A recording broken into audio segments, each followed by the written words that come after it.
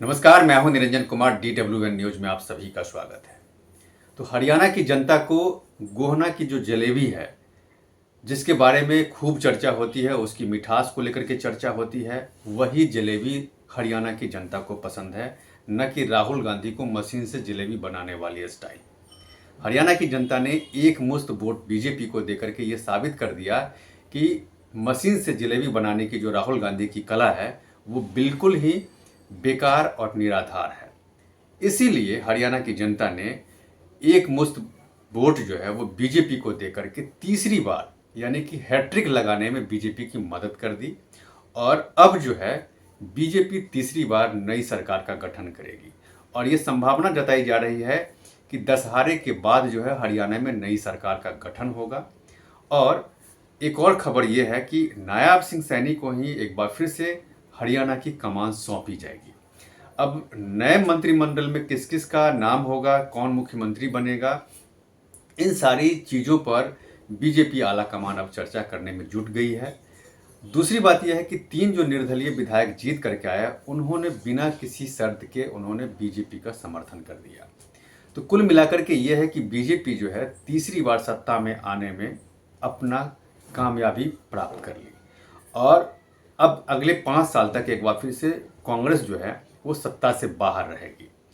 ये सब क्यों हुआ, इसी पर आज हम बात करेंगे। देखिए, कहीं ना कहीं हरियाणा में जो कांग्रेस है वो कॉन्फिडेंस थी कि उसके पास जो है पहलवान, किसान और अग्निवीर योजना को लेकर के युवा नाराज है। दूसरी बात, राहुल गांधी जो रैली की है, रैली में लगातार वो संविधान खतरे में है जैसी बात करते थे।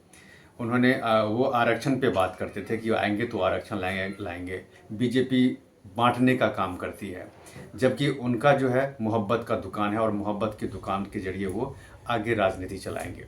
तो ये सारी जो चीज़ें थी कांग्रेस की, चाहे वो प्रदेश कांग्रेस हो या फिर राहुल गांधी, दोनों का जो ये सोचने का तरीका था कि इन मुद्दों पर हम हरियाणा को फतह कर लेंगे। और जिस तरीके से कैंपेन की गई थी, उस कैंपेन में ये वो सोच रहे थे कि इस बार जो हरियाणा की जनता है बीजेपी को सत्ता से बाहर कर देगी और 10 साल से बीजेपी लगातार सत्ता में है, तो कहीं ना कहीं उसके खिलाफ एंटी इनकम्बेंसी होगी।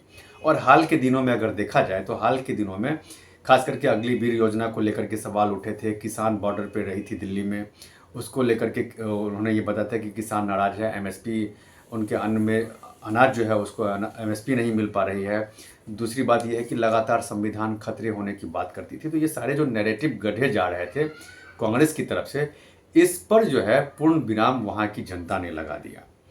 अब जो है जब बीजेपी तीसरी बार अब सरकार बनाने के लिए जाएगी, तो अब कांग्रेस खास करके इलेक्शन कमीशन ऑफ इंडिया के पास गई थी और उन्होंने अपना विरोध जताया और ये कहा कि कम से कम 20 ऐसी शिकायतें आई थी, जिसमें 7 शिकायतें लिखित में थी कि ईवीएम की बैटरी को लेकर के उन्होंने सवाल किए कि कहीं पर ईवीएम 99% बैटरी दिखा रही थी, तो कहीं पर 50 से 60% बैटरी दिखा रही थी और यहीं पर घालमेल किया गया है वोटों का। ये आरोप कांग्रेस ने लगाया, जिस पर बीजेपी ने भी पलटवार किया और उसका ये कहना था कि जब भी कांग्रेस सत्ता में हारती है, चुनाव में हारती है, तो वो इसी तरीके से ईवीएम पर वो सवाल उठाती है। अगर यहाँ जीत जाती तो शायद ईवीएम पे सवाल नहीं उठते। गठबंधन में जब जम्मू कश्मीर में अभी चुनाव जीते हैं, तो वहाँ के लिए वो कहते हैं कि लोकतंत्र बहुत अच्छा है और वहाँ की जनता को धन्यवाद देते हैं। खैर, जो भी हो, अब अगले 5 साल तक तो ये तय है कि कांग्रेस सत्ता से बाहर हो गई। अब 5 साल के बाद अब उसको इंतजार करना है, अगले चुनाव में इंतजार करना है कि किस तरीके की तैयारी करेगी।